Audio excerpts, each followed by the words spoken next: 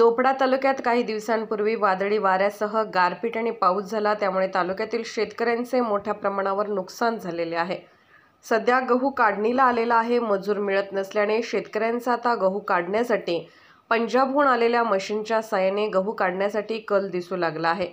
या मशीनने गहू काढण्यासाठी सोपं जातं, कमी खर्चात कमी वेळात गहू काढला जातो, त्यामुळे शेतकरी पंजाबच्या मशीनद्वारे गहू काढण्यास पसंती देत आहेत। आता गहू काढणी चालू आहे। हो, तर मजुराच्या साहाय्याने जेव्हा आधी काढले जायचं, आता मशीनच्या साहाय्याने मिशिंग जो आला दादा मिशिंग मुळे चांगली निंगरी।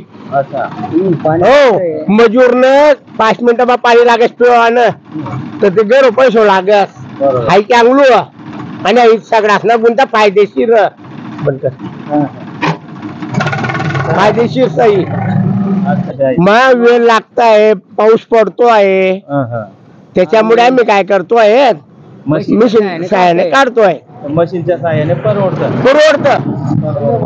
एक कमी भावामध्ये मजूर मध्ये जो कंट्रोल भरतायत, खातायत, मग यश करतायत, त्याच्या खाली येतील लोक आम्हाला नाही। बरोबर, मजुरामुळे आता आम्ही थकले, शेतकरी थकले।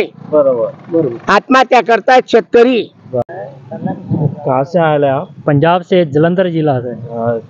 कितने दिन हुए आपको आने को?